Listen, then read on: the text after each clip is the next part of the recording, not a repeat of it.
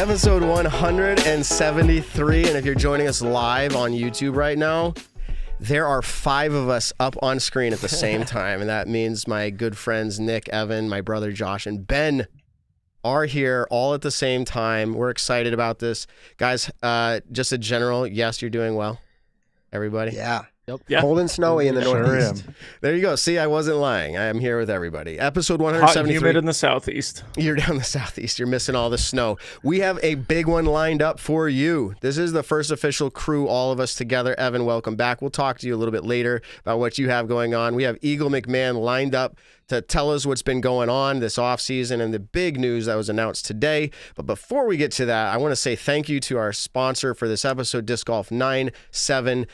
We love 978. And before you tune out, Eagle has it's a disc. Does anybody know the full name of this disc? I feel like MVP does fairly long names with their disc. It's called Envy. No, it is the Axiom Prism Proton Envy Team Series. There you go. Now, Disc Golf 978 has a pre-order that is live at the link in our video description. Now, the cool part about this is, if you place an order using our code, we love 978, and this is true for anybody post or live, but it might sell out, okay? It might sell out, so that's all there is to that. But if you use the code we love 978 when you purchase that disc specifically, every disc purchased with that code is $5 of a donation to the charity of Eagle's Choice tonight, and we're going to let them know that when we bring them in. So if, just quick math, if we do 100 with that code tonight at the link in our description, that would be $500 donated to the charity of Eagle's Choice. And let's take it even further. This is what 978's all about. Shop all your disc golf needs at 978. We love them, for real.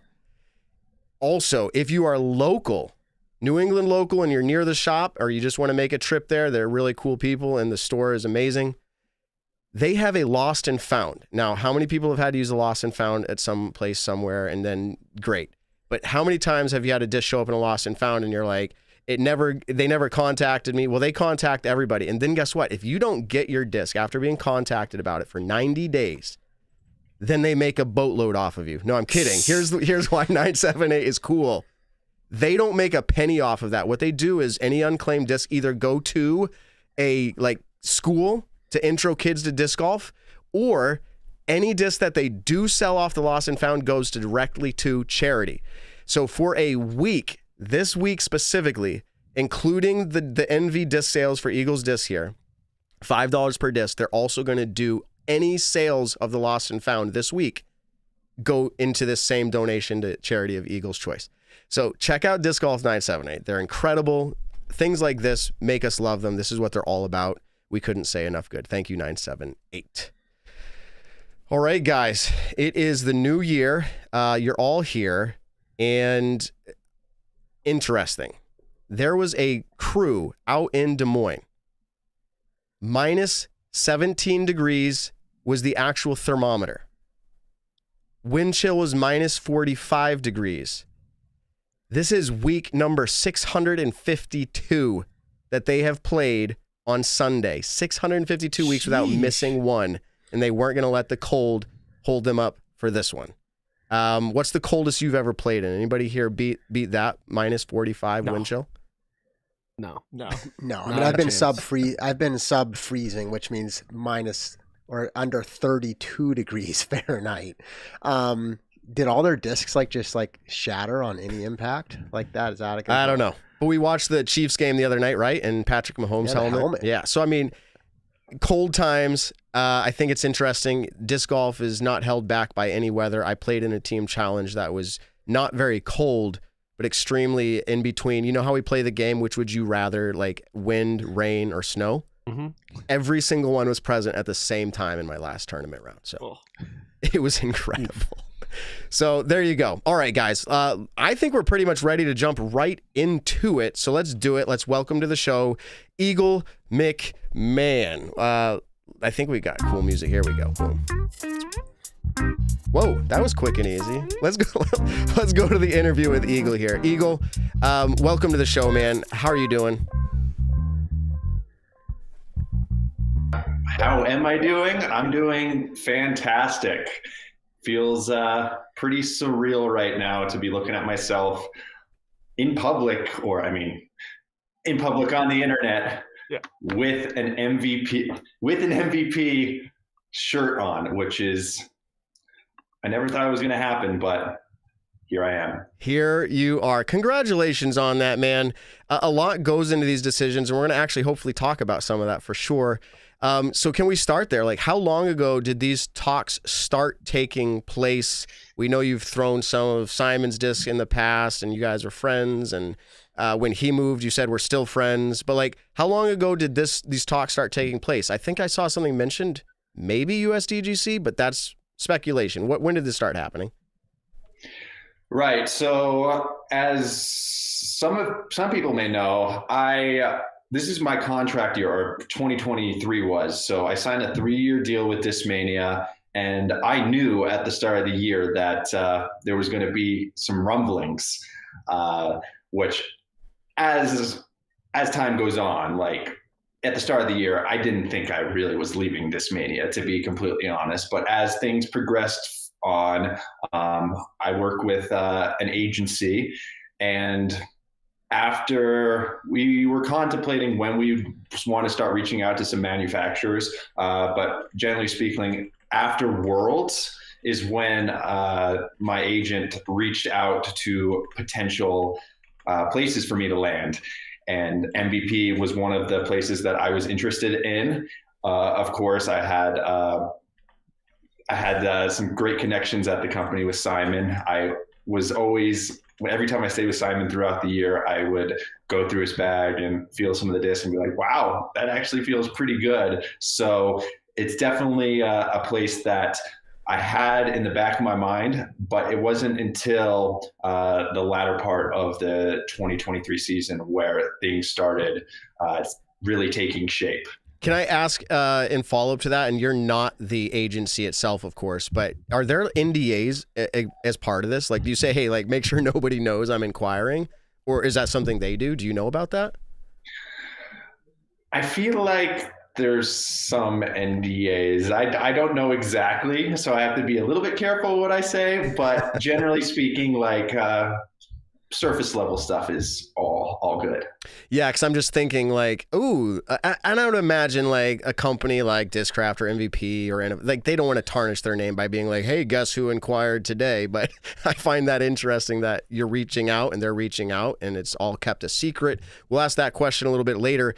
So what was your initial response? So now MVP gets back with some information. They're interested. You're interested. What is your initial response? Like, how did you say like, hey, how do we proceed? Like, did you start talking numbers immediately? What do you have to offer me? Like what was your initial response? Yeah. So, first off, I want to just put this out there that I really saw a future with MVP. Obviously, the Crush Boys getting back together, that was a big driving motive. But I just really liked where MVP is. Obviously, they've had a massive blow up over the last few years, but still, I feel like they're not the biggest brand. And I think there's so much room for growth. And after throwing Gyro, it's so unique. And I'll put it out there. I thought it was a bit of a gimmick to start off, but after testing it out, I absolutely love the discs. So first and foremost, I want to say that I wanted to go to MVP because I really believed in what they're doing. And it's such a unique concept within disc golf that just scientifically makes sense. And I really think they're the innovators. They're the future of disc golf. I feel like a lot of brands are kind of kicking themselves for not getting a patent on gyro technology because I think it really is the future. Can you say what the other part of the question was? Because I went off on a tangent. No, it was just generally, so you like them, but the conversation was continuing because MVP reached back to your agency and probably let you know. What was your next thought of like, hey, agent, like what's the next question? Or did you say like, hey, like what are they offering or what do they want to do for me? Like, is that how the conversation progresses? Is that the next step or what else might have happened? Right. So, first and foremost is seeing the interest is there, and then it's refining, me and my agent, we put together what we were looking for, and we were pitching it to different companies. And MVP was one of those companies that were willing to go the distance, and they saw that, okay, we have this awesome team, and we can get the Crush Boys back together. We can support this player because of how well we've done. And just the fact that they showed as much interest to me, it made me show equal amount of interest to them. Right. And so it continued on with MVP, but part of me thinks that this is pretty normal. Your agent reached out to others. How far did other companies get with this? Did you continue for a while with other companies and just decide that it wasn't going to work out? What did that look like? Right. We had a lot of talks with a few different companies. I'm not going to name names, but that some of the talks got pretty far.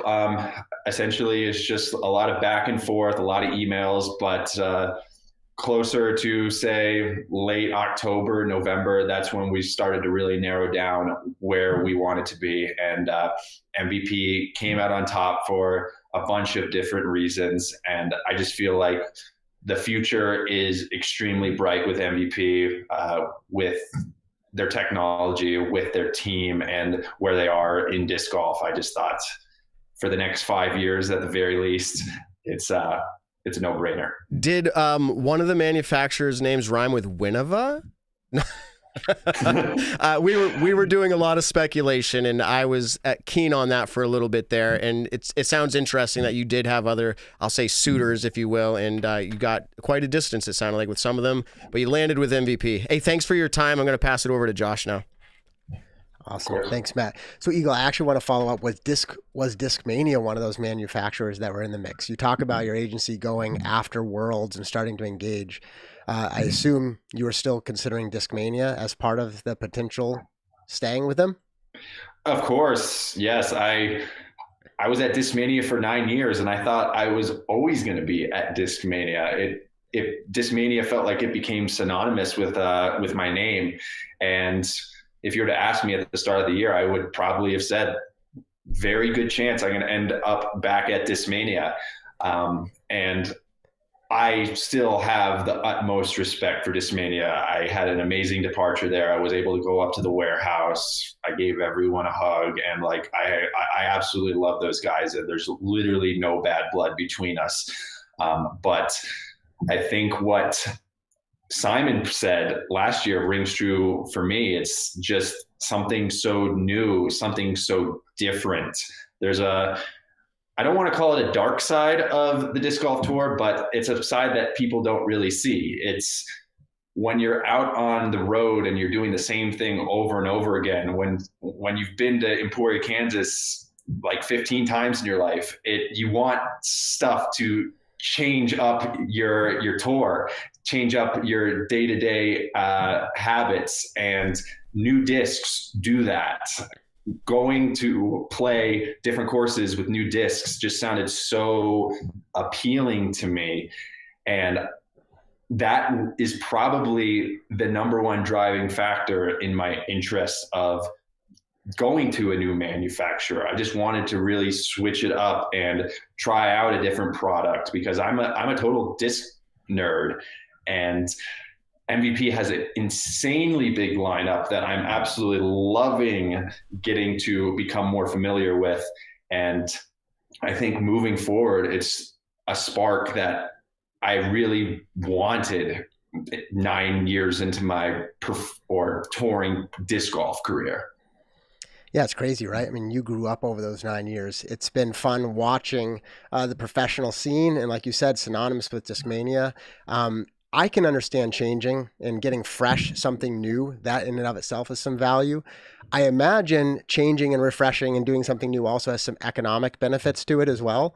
So, Eagle, the only thing that I've at least obviously seen related to the deal was that it was a 5-year contract. Is there any other aspects of the deal that you're planning to share, or able to share, whether it be incentives, dollar amounts, anything else, merchandise, discs, lines? Is there anything else that's public or you're willing to share with us? We're all wanting to know. Yeah, I think this is where the NDAs come into consideration. So I will have to keep most things confidential at this point, but I can happily say for the next 5 years, I'm very well taken care of. And the incentives that I have with the company are definitely very motivating for me to continue to do what I do it even better, and push harder than I have before. All right. So kind of expected that, but I just want to press a little further, not to break an NDA. That is not what I'm pressing for. But is that decision mutual between you and the company? Is the company the one driving that? In this case, MVP. Is it the agency? Is there any perspective on why we would keep that quiet? And if you have to say you can't answer, I understand. I think I can elaborate on it. I think it's a mutual agreement for all parties involved. I would say I don't follow too many other sports, but along the lines of, say, Tiger Woods with Nike, or I mean, he left Nike, but I'm confused because there's a lot of speculation how public contract should be a thing. And I don't know this for sure, but I don't assume that a lot of endorsement deals with Adidas, Nike are disclosed to the public. I could be wrong, but that's from my perspective.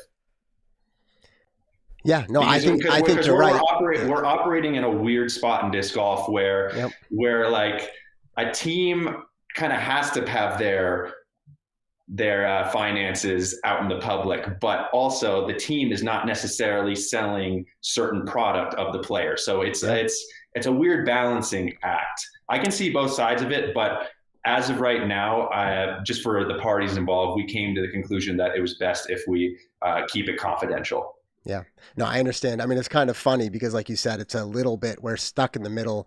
I think it depends. If there's a purpose to make it public, then it maybe answers itself.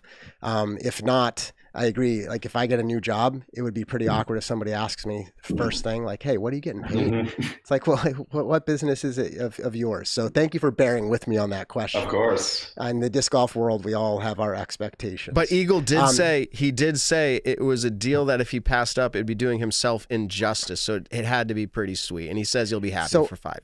Yeah. So Eagle, I want to press just a little bit differently. So not on pay or whatnot, but there's multiple facets of a sponsorship deal to consider. You actually talked about some of them. Some of it is like a fresh start, a new change, throwing some new discs, obviously economic being taken care of.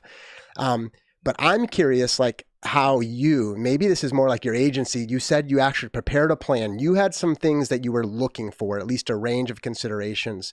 I'm sure you've got base comp, bonus potential, but then things like future potential, which is more of a bet, like you saying like long-term, what's the opportunity? What's the long-term vision? Even things like you have your own personal brand, which obviously needs to, in my opinion, live on beyond whatever sponsorship you have. So I'm curious, was that part of your analysis? I feel like the old school, like, over a decade ago, disc golf, it was just about like the dollars that you can keep me on tour. And now I think there's a much bigger picture. And I'm curious, did you consider a wide range of things beyond salary? Yes, this is a great question. And people coming up in the ranks of disc golf, take notes. I would say there's definitely an equation to it, because obviously I'm not going to beat around the bush. The financial compensation is huge because I need to go out and tour, and I have a mortgage, and things need to get taken care of. So that's of course an important element. But that said, you have to like the people that you're working with. You have to believe in the product.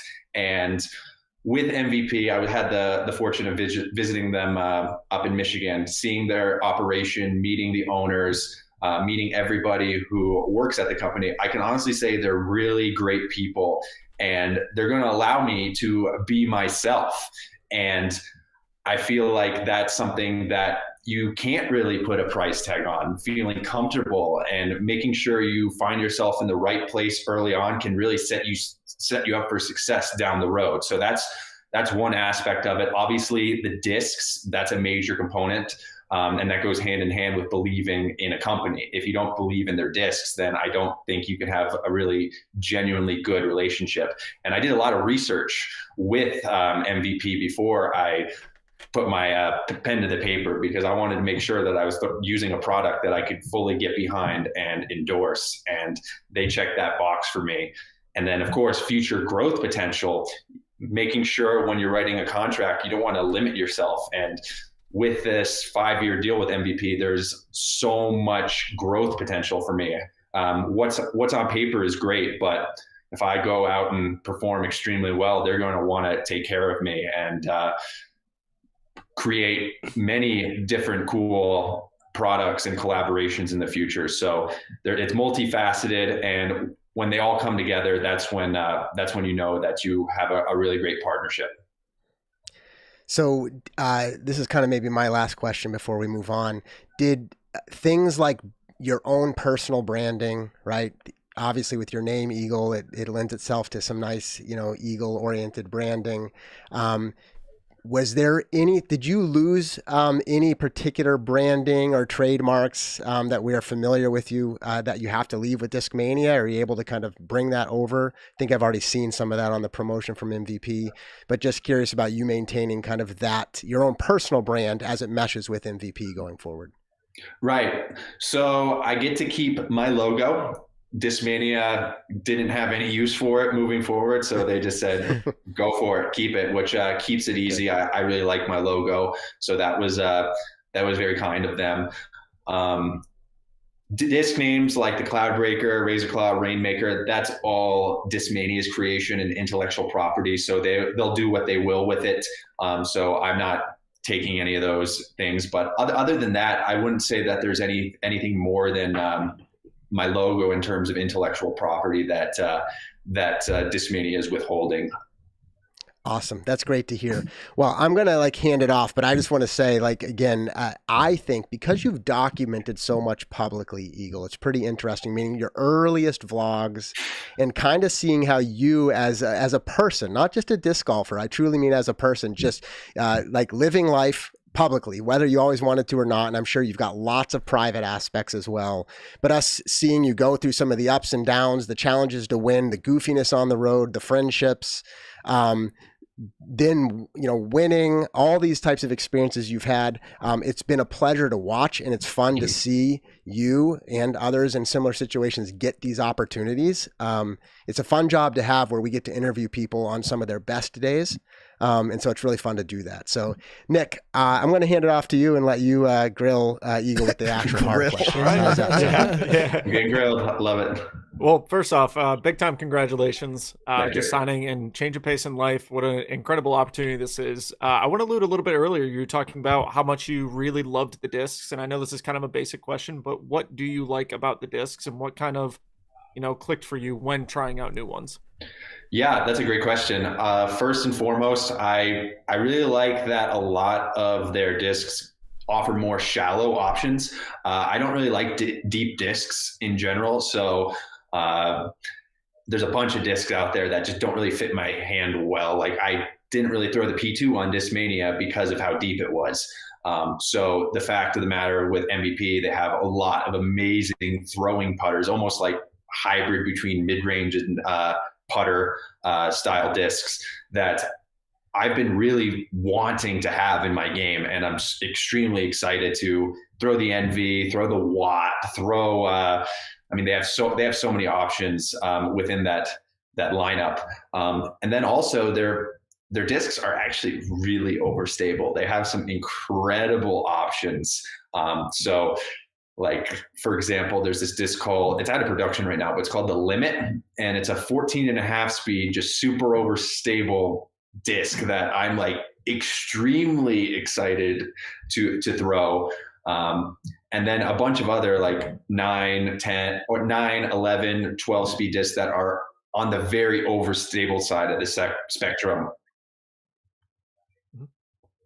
I would say going from, and this is, a new change for you, do you feel like you're missing anything so far? I know with Simon joining MVP, one of the things in his contract was the Simon line of discs. He came out with the time lapse, which was the speed 12 driver that it seemed like MVP was missing at the time.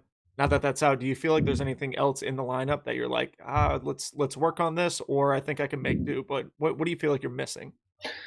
There's really not too much. I brought a few discs to Brad and Chad up in Michigan to get their opinion on, to see if they could recreate them, which it is like a 10-speed driver. They don't have that in their lineup yet, and then maybe this really blunt overstable approach disc. But that being said, they have stuff that's extremely close to that. So one of my go-to discs was a first run PD on Discmania, and I really like the Wrath or Tesla, which are 9 speeds that are basically the same slot.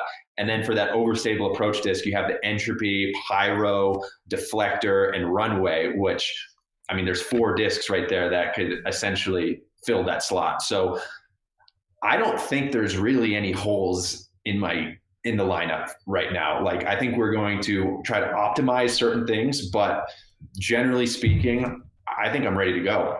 Awesome. So we see MVP, Axiom, and Streamline all together kind of on the umbrella under one company. Are you allowed to throw all the manufacturers for them? Yes. Okay. I can throw those 3. There's a few brands that are made by MVP that I'm not able to throw.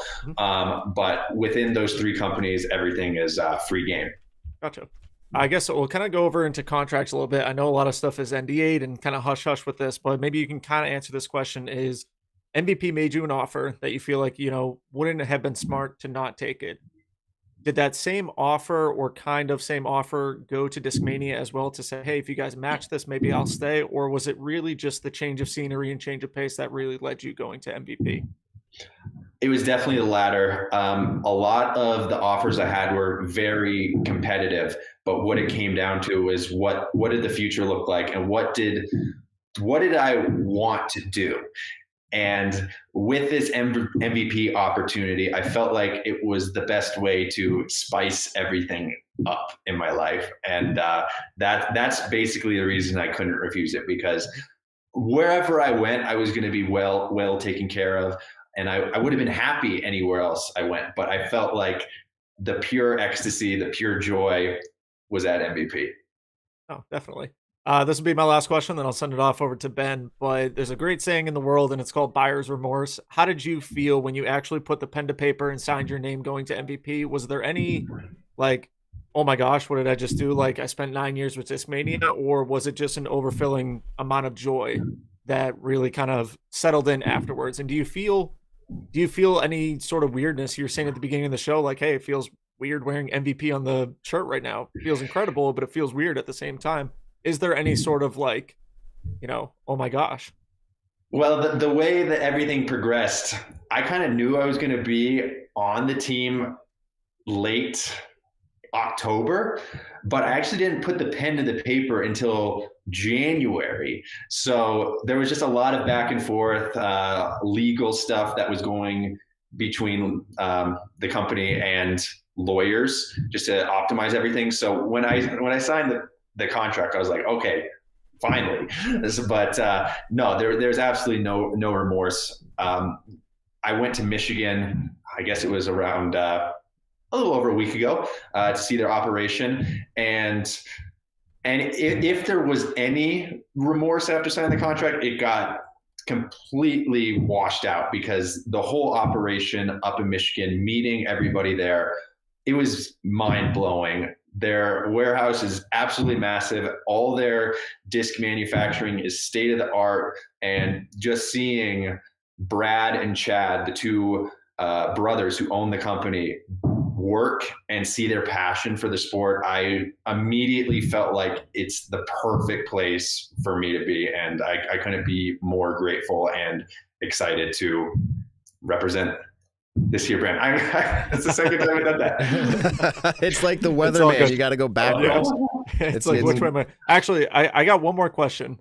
And this actually is in regards to one of the things that we've seen in the sport over the last couple of years is agencies joining in. Can you say who your agency is?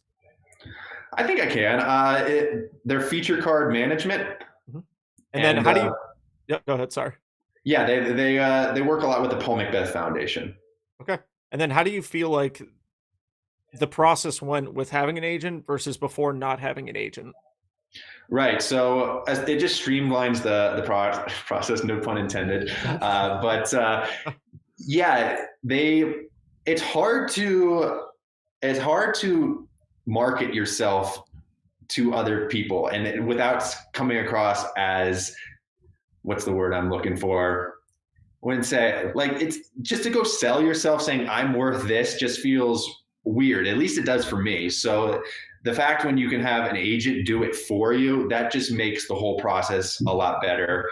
And you are able to get what you're worth essentially, because you're having someone advocate for all your accomplishments, what you bring to the table, rather than you just going out there to do it yourself. And then of course, my agent is an attorney as well. So he understands a lot of the legal language and going through the contracts to make sure that everything really is in my best interest moving forward, just in case anything were to happen, which there's a saying that my agent was saying is like, good contracts make good friends. So I think that's getting that sorted, because there has been drama on the legal side of disc golf. And if you can put that in the contract, that's going to save you so much grief and strife in the future. Yeah, for sure. I'll send it on over to Ben. Hello. So speaking of streamline, there's a lot of speculation when you were coming to MVP of people guessing. They were saying James is MVP, Simon's Axiom, Eagles streamline. Is that going to be the case, or is it going to be kind of all around that you're going to be throwing a majority of everything? As of right now, I'm going to be throwing some streamline discs because they're actually really good, but there's no Eagle line, at least in the near future. I'm gonna go on and say this. I had opportunities with other companies to have an Eagle line, and I actually declined it because I want to focus on my game right now. And I feel like that just brings in a whole extra level of work, a whole extra level of responsibility that I definitely think I want one day. But right now I'm more than happy promoting James, promoting Simon, promoting MVP, because I still feel like I have a lot to prove. And like I said, I'm very well taken care of. And if I can just be me for right now, I think that's what I value first and foremost. Got it. Yeah, that makes a lot of sense.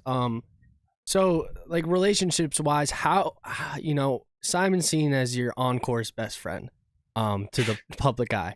How important are those friendships to you when it comes to when you were looking at different companies and all that? Was it weighed higher, or was it just like Simon being on the team is just a bonus? Simon being on the team is definitely a bonus, but it was a big factor, because the crazy thing today, I made my MVP post saying that I was on team MVP, and it's performed really well. But I posted me and Simon saying the boys are back in town, and that performed even better.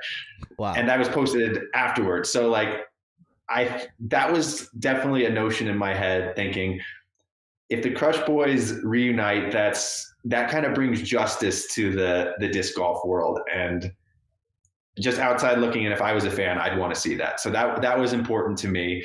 But who's at the company definitely makes a difference, even though ultimately we're playing against ourselves. Like the notion of a team in disc golf is kind of overhyped, and because there's no real team aspect of disc golf. We're all individuals. Yeah. But I think the people who are on your team are the people you work with, the people you interact with, and that does make a difference.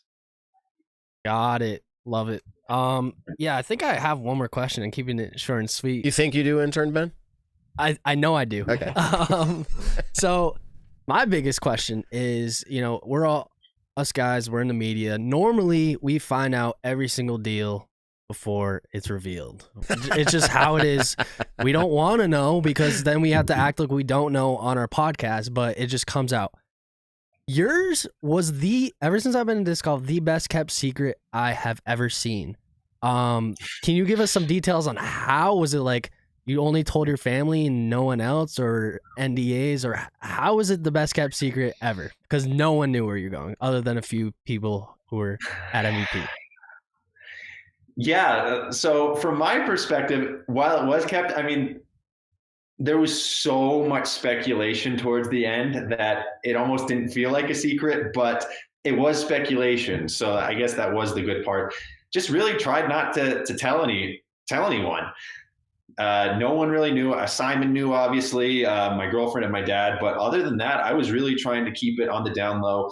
And with the shoulder surgery, it really helped because I wasn't out on the course throwing MVP discs. So, I mean, I think a small number of people ended up finding out. But generally speaking, I tried to do my best to keep it under wraps, but then the speculation kind of went hard, and certain people asked me, "Hey, are you making a move? You want to come on our podcast?" And I had to say, "Not right now. I'm taking time for myself." So obviously, there was keeping silence was essentially saying everything. So it was stressful for me, but all things considered, how it happened and how the general public didn't find out about it, I was pretty happy about.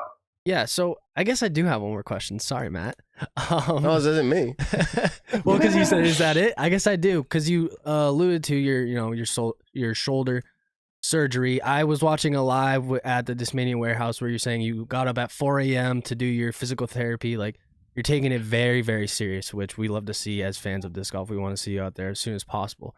I guess take us through that process and how you're feeling now, and I guess maybe if you have a timetable for return, that'd be incredible. Yeah, just all about the shoulder. Yeah, so it's coming along really well. I'm just about 12 weeks post-op, so right around 3 months, and right about next month is actually when I'm going to begin my return to throwing program, which I'm going to start out very slow, but everything's coming along really well. Getting a lot of motion back in the arm, like I'm almost back to 180 degrees overhead, no pain. So I couldn't be more happy with how the progress is going. And like you said, I'm very diligent about doing all my exercises. I haven't skipped PT. Two exercise sessions every single day. I'm going to sauna, doing a bunch of different modalities, eating right, because I really want to, with this new contract and just in general, I want to get back out there and perform at a high level, and hopefully at a higher level than I have been playing. So really excited. I'm hoping that my return is mid-April, which is right at the 6-month mark, which is what the doctor says is reasonable. And I think Champions Cup is more or less my return date. That's what I'm hoping for. Maybe a little after, maybe before, but given that's a major, I think that would be a really great place to come back. But I am planning on playing the All-Star event next month, left-handed. Oh my goodness. Oh wait, very cool. Is that an exclusive? Let's go. Or did I? Sorry guys. No, you should still. We still hear you. Okay, I have a weird setup on my. Can you hear us? Is that an exclusive? I can hear you. Is that an exclusive for Staggered Stance? You were playing lefty at the All-Star show. I've mentioned it here and there, but I guess this is the official announcement. We appreciate it. Here's the music for you. Hey. Matt, Awesome. Did you have something I to was say? just going to have you elaborate just a little bit, and I know you mentioned NDA on contract details, but can you just tell us, like, did you bring it up? Like, hey, don't worry, MVP, like, I'll be back in full form, or did you leave the shoulder out of those conversations altogether? They're a very large part of the conversations, and like I didn't want to tell them, hey, I'm getting shoulder surgery. This is like risky business for you guys. They fully understood. They saw the potential, and they believe in me. So that's absolutely incredible to have that support at kind of a scary part of your life, to be honest. But how everything is coming along, I couldn't be more happy. And just the fact that they have my back just means so much to me. All right, cool. Ben wants to wrap it up before he passes it. Yeah, before I pass it, I do have one more. It just keeps coming to me. So What happened with the early postage of the YouTube video announcing you were leaving? Nobody knows. Oh my gosh. So it's been speculated, but we want to get the official answer from you. I can't believe it got out. So this is what happened. I was going to Michigan, so I wanted to shoot the video to have it ready because I was posting it on my way back home that Monday. So obviously, I upload it to YouTube private. Everything's fine. And then I wanted to share it with Simon to get his opinion because he did this and I value his opinion. So I have to put it to unlisted for a period of time. When I upload a video, I always assign it to a playlist because I like to organize it. The playlist was public. So when I took it off private to unlisted and sent it to Simon, somehow like 2 or 3 people were able to see it, screen cap it, and there you go. Super fans. Yep. Oh my goodness. And I couldn't believe it. And the sinking feeling was real, right? I mean, that moment you're like, ah! Well, the thing is, I didn't think anything of it because I saw the view count jump up 3, but I also was watching it a bunch of times. So I was like, okay, that's probably just me. And then I remember getting some messages saying just drop the video, dude. And then one time, Simon, I think Grip Locked or somebody made a video saying that there was a video leak. I'm like, what happened? Did I get hacked somehow?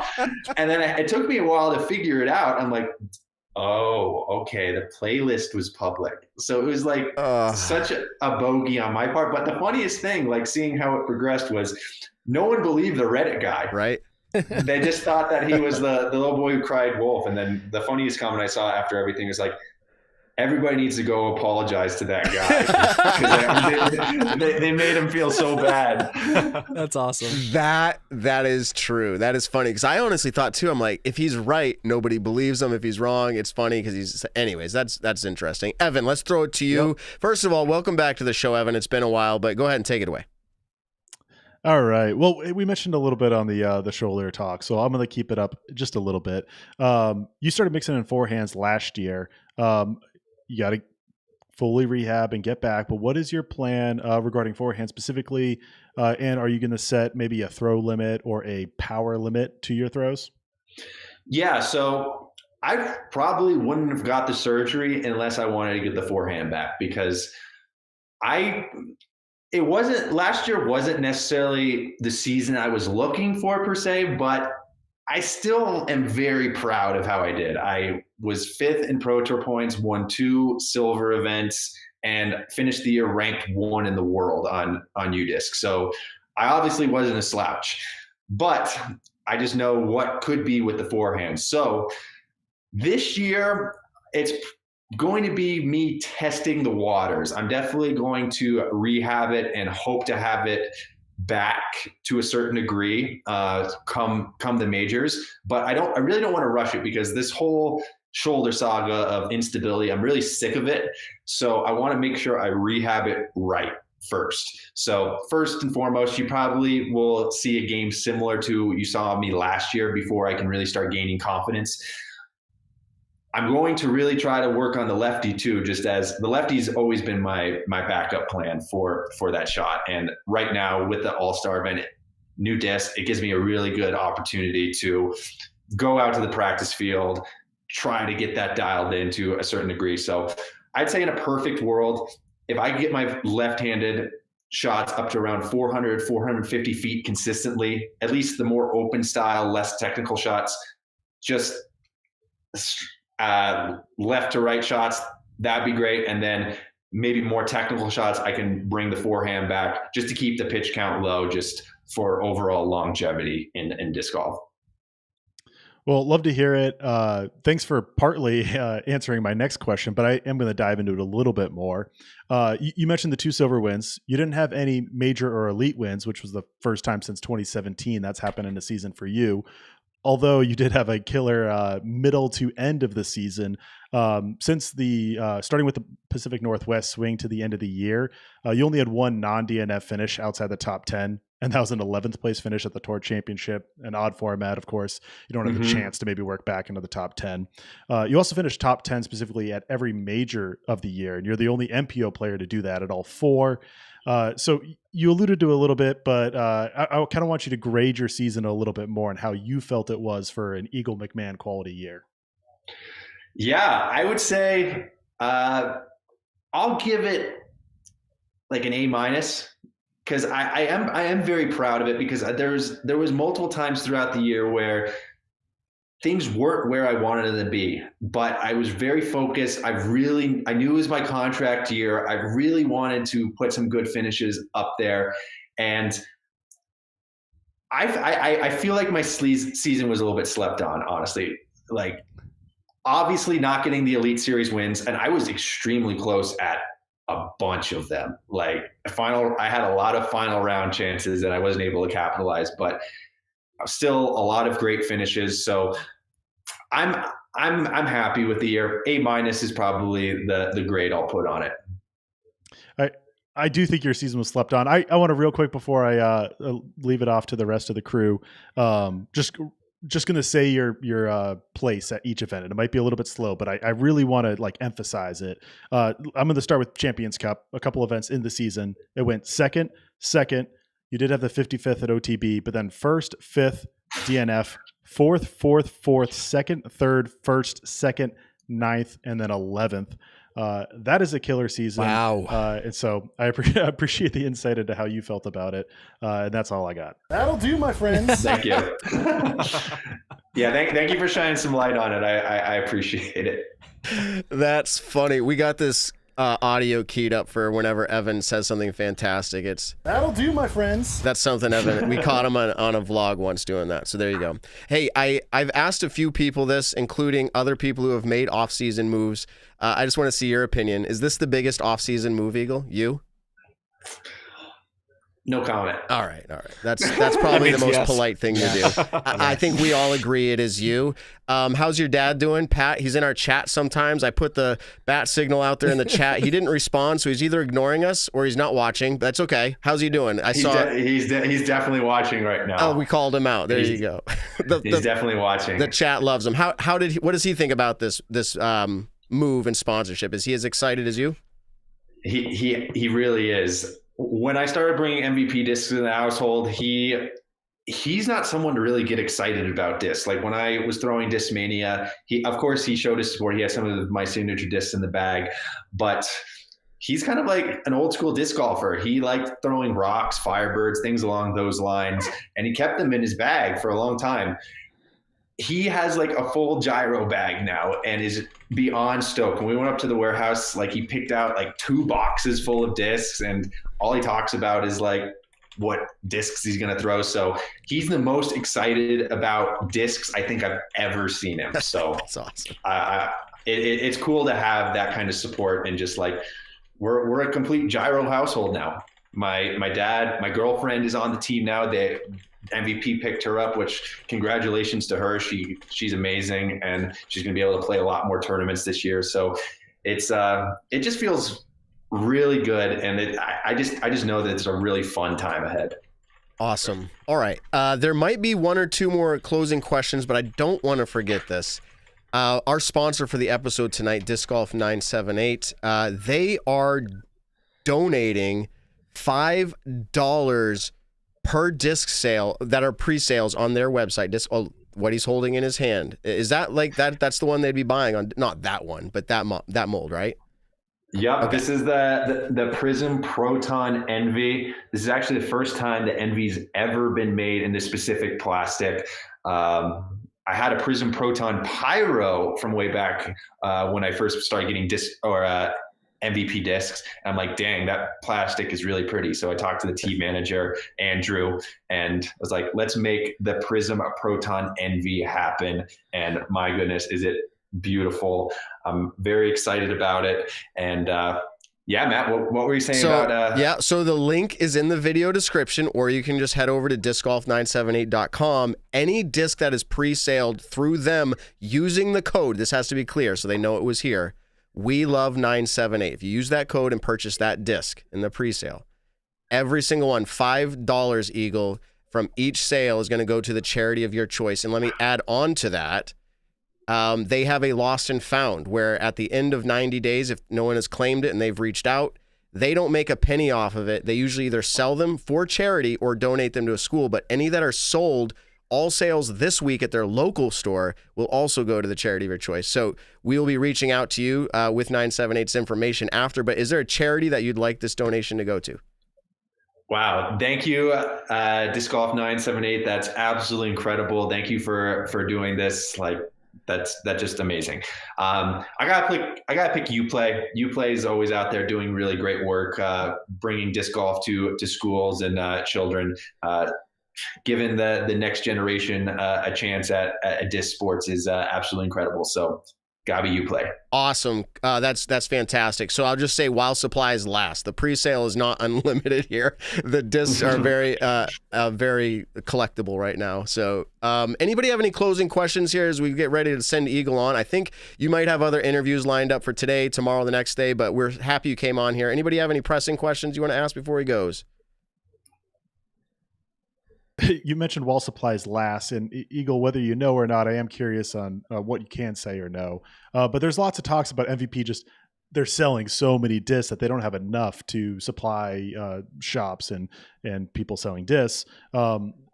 How do you kind of expect this move going with them already selling every disc they can? Then they add on you and your power to sell discs. Are you like nervous for them? Like, or you're nervous you're not gonna have enough discs? Of course you're not nervous. You signed and you're excited, but I'd love for you to shed some light on that. Excuse me.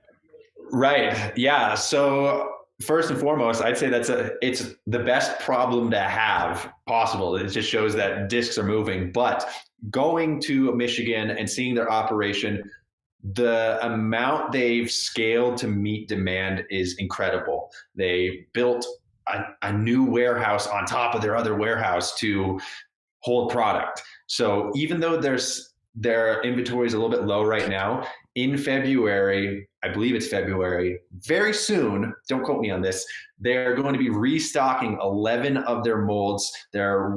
They're going to be cracking down on production. They know what they need to do. So moving forward, I'm very confident that MVP will be able to meet the demand. They're working on their pro shop. They're going to get that up and running, hopefully in the next few months. And once that happens, I feel like MVP discs are going to be a lot easier to come by and a lot easier to buy online. So I'm really excited, and they're getting their stuff together. They know what's up. Awesome. All right. Well, this is it, guys. Last chance, 60 seconds and counting. Anybody final questions? Nope, good. All right. I think that was great. Thank you, guys. Wow, Eagle. It's always cool. I will say this. I was one of those guys who reached out to you 2 months ago after, or whenever how long ago was your shoulder surgery? I'm at the 12-week mark now. Oh, okay. So yeah, about 12, maybe a little more than 2 months ago, I said, Eagle, like, let's get you on the show, see how your shoulder's doing. And you said, maybe I respectfully decline. Like, let's come back and maybe we'll talk the beginning of the year. And I'm not going to lie, my brain went bing. And I said, why are we waiting? And why might we talk the beginning of the year? And that was it. I still never figured it out, and I never inquired too deeply, but I'm happy for you, man. Happy to hear the success and how things are going. Thank you so much for coming on the show. Do you have anything you'd like to shout out or say as a final? I mean, we already know who your sponsor is, but anything you want to say in closing before we let you go? I'd say hello, Gyronauts. I'm excited to be a part of y'all's community. I love the product, and we're gonna be a part of a wild ride together for the next 5 years and hopefully beyond. And I couldn't be more excited to share this amazing experience with all the MVP peeps out there. Awesome. Thanks so much, Eagle. We're going to let you go. Have a great evening, and we'll talk to you. We'll catch you out there on the course sometime. Maybe you'll get some more wins guys. this year. All right. Bye. Sounds good to me. Later. Okay, everybody. Eagle McMahon. What an interview that was. First of all, some of you may have noticed there's a little different structure to the interview. You probably just like captured it without recognizing it, or you really recognized it. Something new we're trying. We got a lot of hosts now. I think that went really well, guys. Any immediate reactions that you kind of are just decompressing there? We can talk for a little bit. We have other topics. We also have Doug Bjork is coming on in a little while, but anything to unpack there that stands out to you? something that I thought about after he said for the next 5 years, how recent has these like multi-year contracts been in disc golf? Is it something more recent, or has it always been a thing where people are signing for this many years now, or is it just because there's more money? I think for lower tiered players, there was always 2-year contracts that were involved because they wanted to feel like, okay, after year 1, then year 2, now Discraft or Innova or someone like that still really wants me, and so they can try to get a little bit more. But I think realistically, who pioneered that was Paul. I'm sure people back in the day like Ken Climo, Barry Schultz. You see those long-term Innova guys. You see Michael Johansson constantly. I'm pretty sure Michael Johansson's not just doing year after year deal with Discraft, but you got to think those guys probably pioneered the longer structured contracts. But until it became a really big public thing, I think a lot of it was Paul in 2019 going to Discraft for, originally it was a 4-year contract, and then after 2 years it just ramped up into a 10-year, and then Simon with, I don't know, is it even public? Is Simon 5-year, 10-year? I mean, I forget what's the actually length is public, 10 years, and if it's not, Okay, so then I 10 just years. blew it too. But the length is public. That's what I mean. I'm think like, it's am I even supposed to say that? But I know. yeah, I think realistically though, kind of, and this was a question that I had for Eagle, but then afterwards I was like, you know what? I'll ask the guys on the panel right now, and that is, you see a lot of players like this where, Paul left his long-term sponsorship with Innova, went to Discraft. Simon with Discmania, Ricky Wysocki, has jumped around sponsorships, and every single time they kind of like start promoting that player. Like Discraft really, really promoted Paul, and then MVP really, really promoted Simon. You got to think realistically, this has to help Eagles' brand no matter what. He's diving into a new culture of fans that they may be fans of his, but they couldn't really support him the way that, a lot of players are supported right now. So do you think it hurts or helps his brand leaving Discmania, who he's built the Discmaniac fan base, and then going to MVP, where now he has a brand new fan base? I mean, personally, I think if I'm going to answer my own question, I think this helps the brand. Because I know there's 5 of us now, so I'm like, I don't even know if I'm going to be able to answer. But go ahead. Yeah. But you got to think this has to help because, now these players are going to want to buy multiple of his discs. And it's a whole, I mean, not his discs per se, but, yeah, they want to support him. So I think it helps. Yeah. Like economically, changing manufacturers is the best thing. Yeah. I mean, like there may be Which other is so reasons funny to not say it like to, that, because obviously it can be disrupting, right? Destabilizing. You got to learn new discs. There may be some factors where familiarity is important, but beyond that, literally when you move, as long as you've got a good personal brand and people support you, then there's a major surge of all these people are going to go out and buy these discs, which boosts the disc economy, right? And really, like I don't think it's a bad idea to I wouldn't be surprised if somebody switches one more time. Like if Eagles 5 years, and then sail off in the sunset, kind of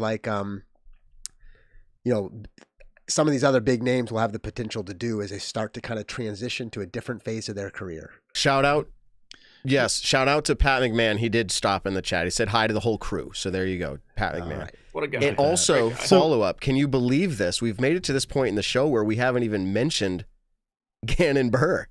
And that is massive news as well. Now, I alluded to it by asking Eagle biggest offseason move, but I think everybody knows, including Gannon himself, as happy as Gannon is, this is a big move in Eagle. He has a big following.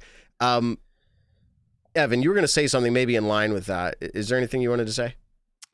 No, I was just going to say that, Eagle sells discs really well. It's not like he didn't sell discs well at Discmania, and now he's making the move and he's going to sell a ton of discs. Like he sells discs regardless he stays or moves.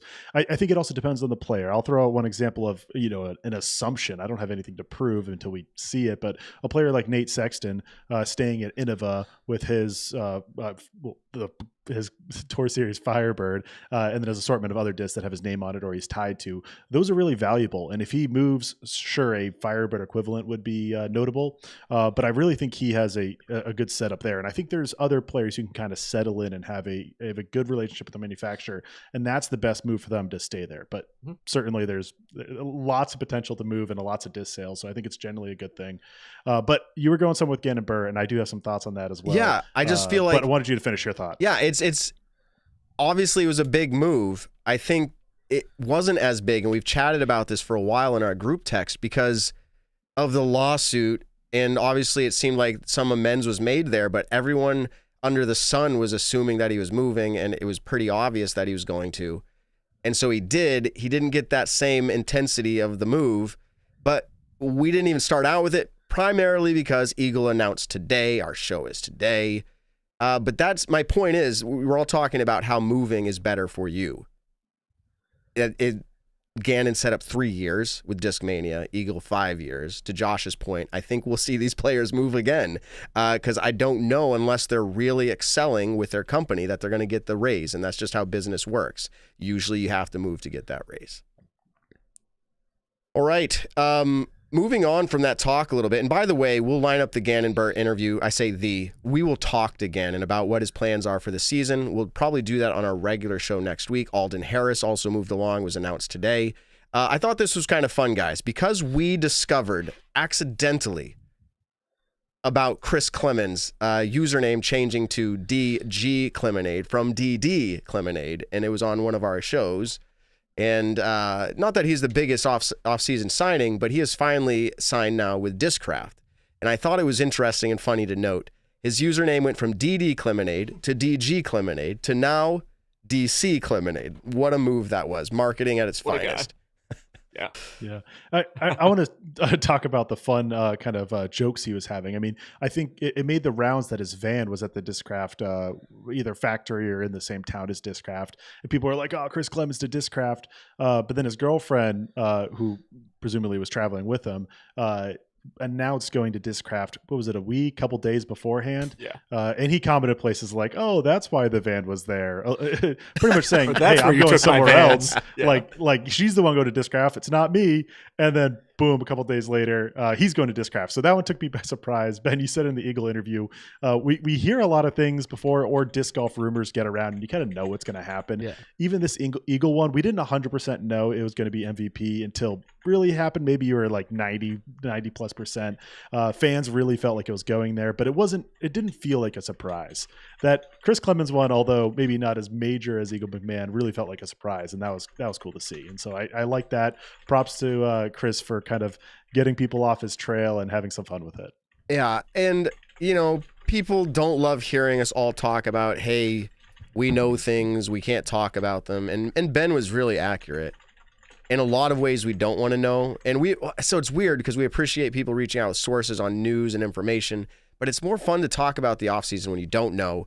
And for Eagle, this scenario existed for me specifically, and I know Ben had some feelings about it originally, and then I had some feelings, and then it was just kind of like, we don't know. There was nothing substantiated. So This was fun. And whether he felt like it was leaked at the end or not, everyone was saying MVP at the end. So it must have had some leak to it, and I always say smoke, there's fire. We knew he was leaving. He did leave. It was MVP. Also, in other news, as we fill in the break here before we get to Doug Bjerkes, by the way, the new executive director of the PDGA. That will be an interesting interview. Excited to have him on. Kristen Tatar, she announced that she won and I don't know how to say these names, but the Parnuma, I'll say it in the English pronunciation, Parnuma Sports Association. She received Sports Person of the Year and Sports Performance of the Year from this city. That's something that I've never done and will never do. My kid has won the world championship. I'll probably never do that.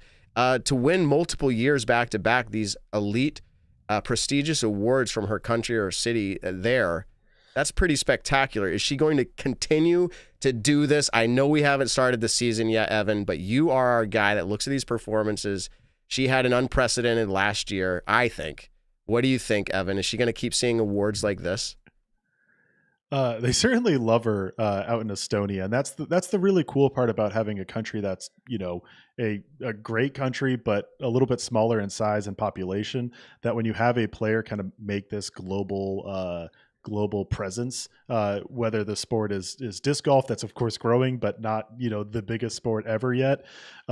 It's cool to see it get such notoriety. And so we see that with a lot of other European countries here and there, but Estonia's really hopped on the trend recently with their event in the summer. So I think she's going to continue getting press in Estonia, being on the national newspaper or whatever accolades and notoriety she's getting. I don't see why that would go away. I mean, she won the Grand Slam this year, the first player to do it in FPO when there's 4 majors in a season. That's a hard feat to repeat or do again in your career.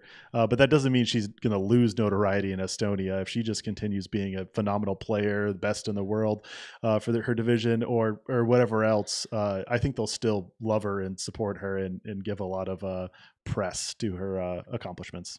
Yeah, for sure. I'm going to throw this one. Well, I'll open it up to anybody, but I guess I'll just start with Josh. This offseason started up. I know you and I had some simple conversations about what does this offseason look like?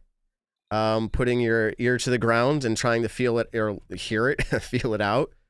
Is this the offseason that you projected or we projected? I think going into it was the feeling that maybe there wasn't going to be a lot of movement. But if you were in the know or you really dug deep and read it, you might think otherwise. What do you think, Josh? Was this the offseason that we predicted? We're pretty much to the wrap up of it now.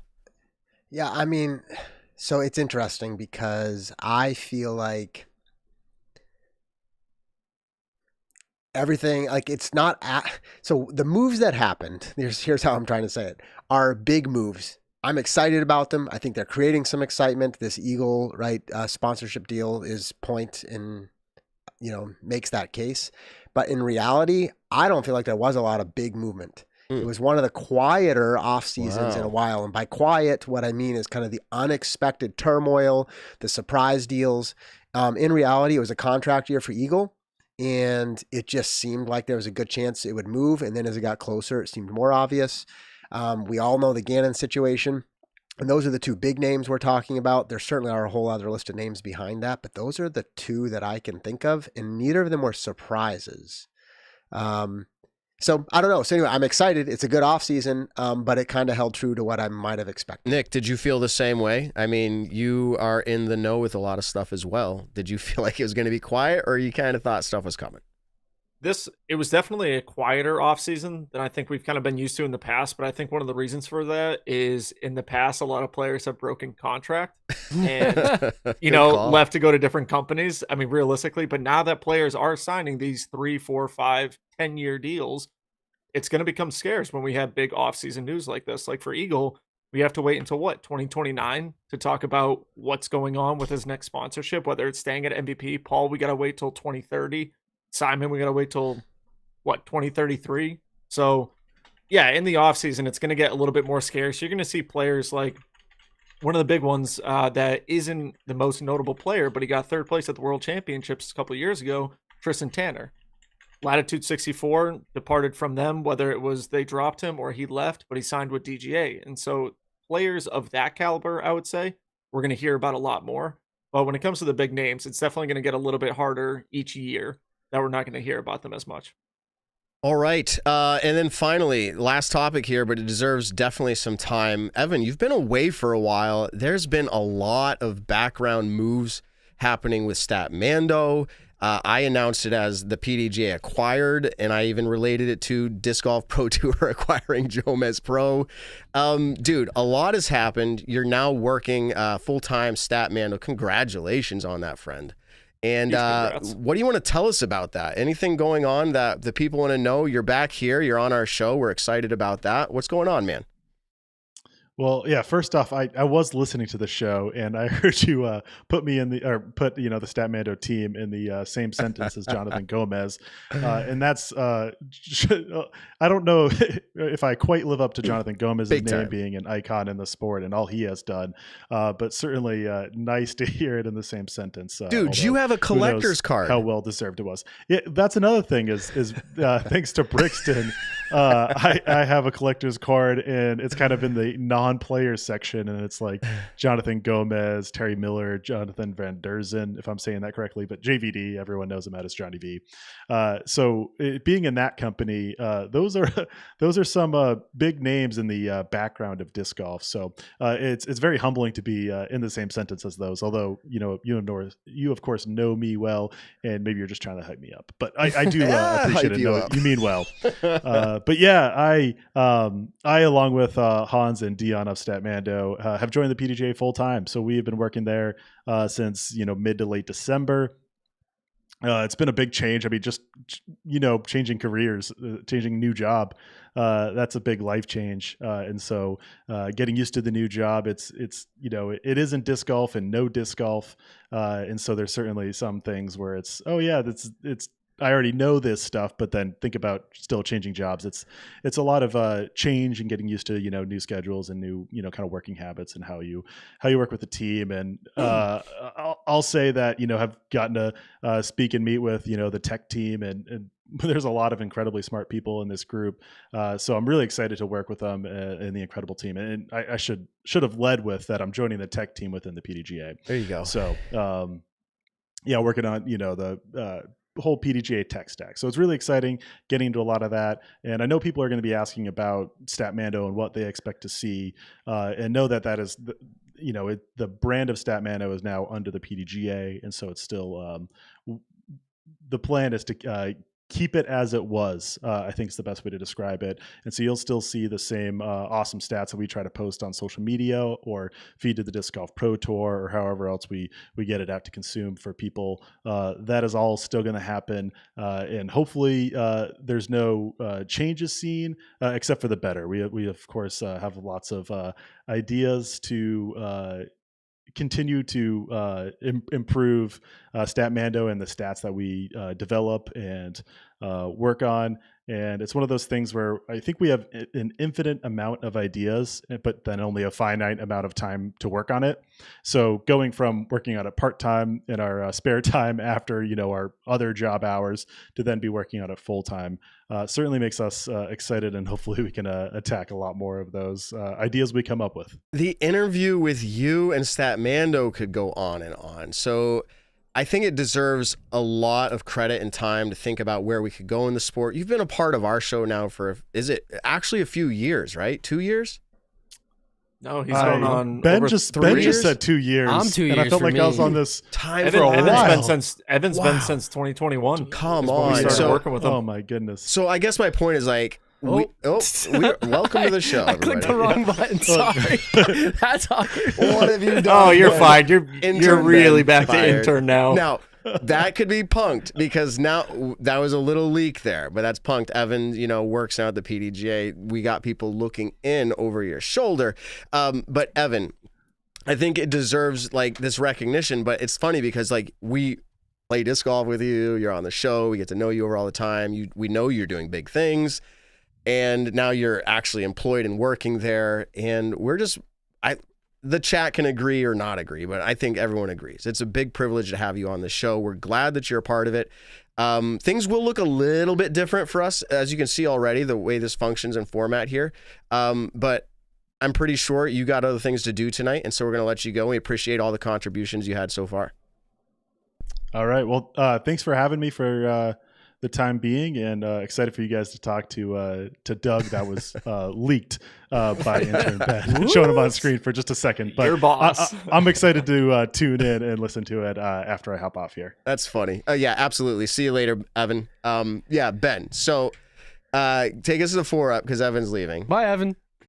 I've given Ben new controls and new buttons, and he's done this once to us before. I forget who it was, but How weird is it when Evan's saying, "Hey, thanks for having me on"? Like, I I don't know. That just Well- felt weird when he said it like that. I'm like, hold on. yeah, he's a part of the show. So like, just to kind of like clarify it, he's a part of the show. He's a new role with his employer, and he's going to contribute in every way that he can here. But there's a lot of things that could be weird, and possibly interviewing the executive director of the PDGA could be one of those things if you're employed by them. Not saying he's scared of it, but I'm just saying like there's a time and a place, and we're going to let the shows dictate that, especially as the season ramps up. He's going to be a big part of all of the stats, numbers, and performance reviews that we're going to look at. So, all right, with that being said, let's go ahead and welcome to the show the brand new executive director of the PDGA. Let's welcome him in, everybody. Doug Bjerkes. Welcome to the show. I am excited to have you on. And Oh my! I did it That's Evan again. Kearns. That's Doug. intern Ben. Welcome to the show, Yikes. Doug. Good to be here. How are you guys doing? Really, Not bad. How about really yourself? good, Doug. We're excited to have you on. I've been privileged and honored to have met you years ago, especially when my kids, they're still involved in the junior side of the sport, but just years ago, involvement, your support of what we've done with junior disc golf and everything that you've done in the sport. It's a true privilege and honor to have you on, especially now representing as the executive director of the PDGA. I had an audio clip here lined up, and I don't know if it's worth it, but let me see if I can. You guys, everyone should be able to hear it here. Give it a second to kind of play out. Disc golf fans probably have no idea who. This is Josh on a previous episode when we heard about the retirement of Joe Chargaloff. So let's just listen in here. Who he is. You could argue if that's good or bad. But yeah, he's retiring. I think it was at the end of the year. So today is 2024. I don't know the official date and transition. Obviously the board's going to have to select a new director. I have some thoughts on how that may play out, just kind of looking at how this has happened up to this point. But to be clear, any director that's brought in should have a significant influence on the future direction of the organization. And the organization, the PDGA, influences a lot of what we consume, what we talk about, obviously the pro scene. So it'll be interesting. Even over the next year, 2, 3 years, it probably takes that long for some of that stuff to really take shape.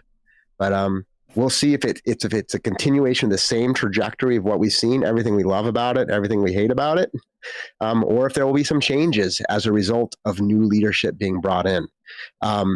Joe, there's probably varying opinions on how the PDGA has handled stuff, and the buck does stop with the leader. So I think there's probably mixed opinions for sure out there. One thing that he can certainly point to is a significant growth of the sport while he was leading the PDGA. And certainly there may have been some tailwinds that helped boost him along, right? The pickup of the sport from COVID, et cetera. But there's no question from the time he joined till now that the sport is more prominent, more awareness. Whether or not you think he deserves any credit is probably up for debate. But yeah, it'll be interesting to see where it goes from here. Hold on, we're going to get a little bit more COVID. I don't think it doesn't all. Hold on. Right. It does stop with what they've done. And we've probably seen a mixture of responses to certain situations. But it's interesting. Any good leader also is constantly thinking ahead about true development of their team and succession planning. And I have zero insight other than my own observations, not even one conversation with anybody about this. But I find it interesting that over the last year, you see Doug Bjerkes join the PDGA. I wouldn't be surprised if there were discussions of potential succession planning and career development opportunities. Obviously, nobody gets ushered in alone. The board still has to make those decisions, and there may be a legitimate opening for candidates to go through that process.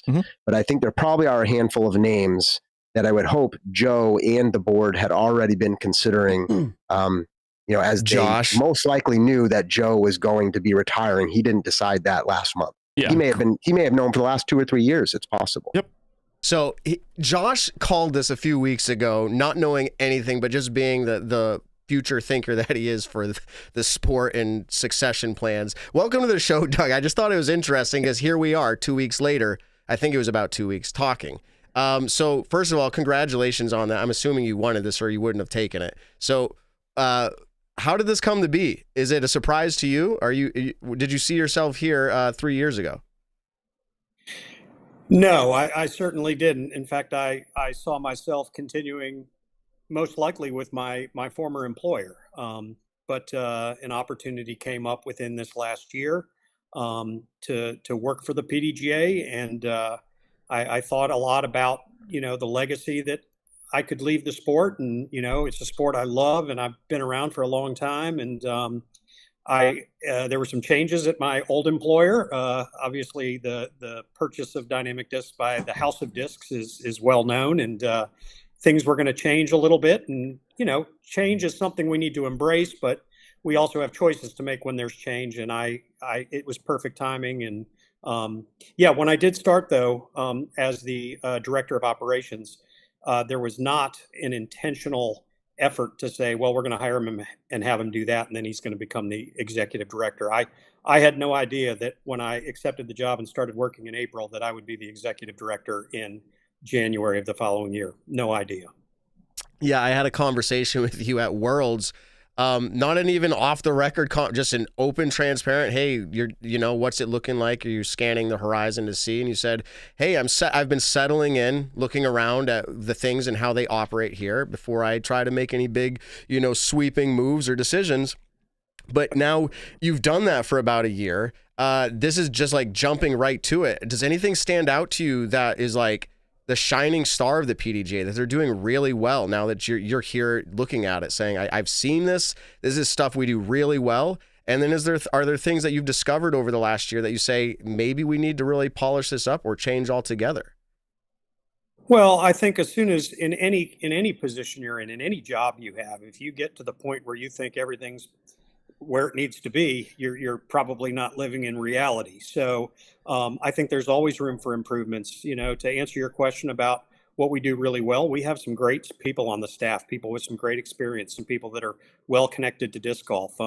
I just look at as someone who's been a tournament director for a long time, just the technology advancements that we've made that allow tournament directors, whether it's through our live scoring or through our tournament manager or, the disc golf scene online registration system. I mean, these tools are incredibly helpful for a tournament director. And I think we really do provide TDs with great support. And let's face it, that's one of the main reasons why people join the PDGA, so that they can have their rating, they can have access to the tools that are on the PDGA website, they can play tournaments without paying a non-member fee.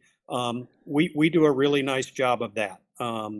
I think that the sport, though, is changing, and we've got to start, being forward thinking in lots of areas. And we've been forward thinking in a lot of areas. But, I think that at the end of the day, the most important thing we can do is look for opportunities to grow the sport. And that, I think, is our biggest opportunity. And this world is big. And for so long, this world has involved really the United States and a few foreign countries. But with each year that passes, there's more countries that have found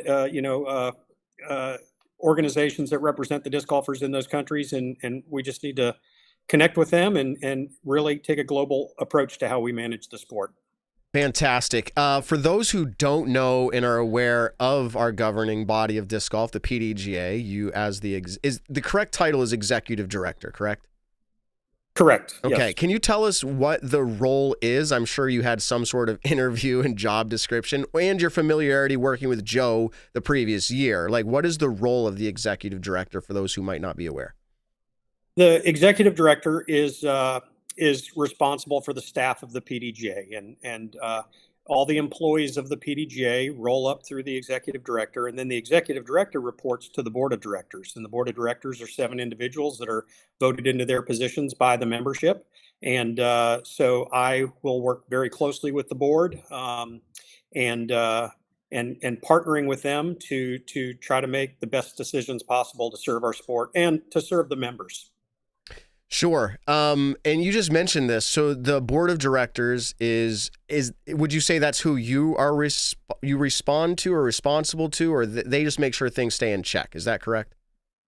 Yeah, I mean, anytime you have a nonprofit, and of course I've had experience with things like the Paul Macbeth Foundation, being the one of the first chairs of that nonprofit.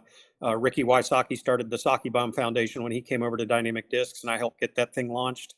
The format of a nonprofit requires that you have a board, and that board is there for, boards have different kind of identities. Some boards are more driving, guiding boards. Some are more resource boards. I think our board is a good mix of a lot of that. And again, it's my responsibility to work with them to where the decisions we make are vetted through that board in a way, and those are the big decisions. Little day-to-day things, I'm responsible for that, but the direction of where we're heading is a combination of what I'm doing and my vision, which my vision, by the way, is going to be a reflection of my staff's vision, and then of course the vision of the board.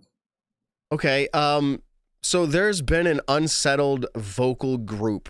I don't have numbers, minorities, majorities, but you see it, social media, different places. They're unhappy with how the PDGA is operated. Some people think everything is, quote, an inside job, or it's a cover up of mistakes, or whatever it is, right? But what do you have to say to that? Like how does the PDGA function where that would be nearly impossible to do, or do they have some right in what they're saying to be concerned? No, I think anybody that's a member of the PDGA has every right to have an opinion on how the organization that they join is operating. And I do think that a certain bit of transparency. In fact, in most cases, I think transparency is going to be very, very good for the PDGA to be transparent with the membership. There are sometimes things that we're dealing with that it wouldn't be a really good idea to be super transparent about. And we just need to make sure we're picking the right things to be transparent about and be very careful about the things that we're not. But generally speaking, you're going to find that I am a proponent for transparency. My salary is paid for by members who are joining the PDGA and paying their hard-earned money to join. And then every time they play a sanctioned event, the TD that's sanctioning their event is paying a sanctioning fee, which helps pay my salary. And then there's a player fee that every time you play a tournament, whether it's a C tier, or a B tier, an A tier, the higher the tier it is, the more of that player fee goes to the PDGA. But that they're the ones that are paying our salaries, and we need to be good stewards of the money that they're putting into the organization and do the things that are right for the sport. And that's my commitment in my new role, is that, the main thing I'm going to be asking myself anytime I'm either having to make a decision or I'm in a process with a group making a decision is this best for our sport and our members? And is it going to be something that's going to help sustain our sport and help grow our sport? And that's what's on my plate. Yeah, extremely high number of members. Active numbers, I think I heard today on Disc Golf Daily. Shout out to Steve Dodge, starting something up again. He's back. He's doing a podcast. I think he mentioned 65,000 current PDGA members. That's a good start to the year, I'd imagine. Can I ask, this as my last question before I pass it off to one of these other guys here, is, in my mind, maybe this is how I feel. You're coming into what may be considered tumultuous in some ways with the eligibility for gender-based divisions. Like, you're coming in at a time where we just went through what could be considered the most upheaval in the sport relating to something of that topic. We saw the release right before the end of the year that, hey, we're readopting or falling back to previous. I'm not getting into all the details here, but it looks like we're waiting until, is it correct, the end of 2025 or 2025 before reevaluating? Do you know? Yeah, I know a little bit. And again, I was asked this question a couple days ago, and keep in mind that I started on Wednesday of last week. So this is my 7th day on the job. And I've got a lot to figure out. One of the big things I'm working on is the budget for 2024, and we are in 2024. So that's pretty important. Yeah. But yeah, I don't have all of the information on that yet. But I will tell you that I do know that the situation we were in, if we would have continued along the path that we had started in 2023, we would be spending a lot of money. We'd be spending a lot of money on legal fees, lawsuits. About half of the states in the United States, in some form of interpreting their laws, we could be potentially breaking the law by having tournaments where we were making a certain decision one way or the other. And in my opinion, the future of our sport is, we could wake up 2-3 years from now and our sport is completely different because we've just spent all of our money on one topic. And I'm not saying that topic's not important. It's incredibly important, but it's also incredibly important for us to sustain what we have. And I think there are larger entities, bigger folks that can solve that problem for us. I use this analogy a lot. You mentioned 60 some odd thousand members.